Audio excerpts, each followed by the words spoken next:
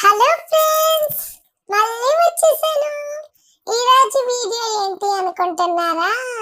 New dress.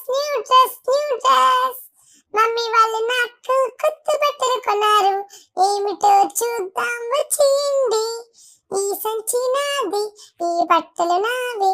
చూసారా ఎన్ని బట్టలు కొనేసారు? చూసేద్దాం కొత్త బట్టలు. చూద్దాం, రండి ఫ్రెండ్స్. అది ఫ్రెండ్స్, మన జూలిగాడు కొత్త బట్టలు ఓపెన్ చేసే వరకు ఒప్పుకోదనమాట.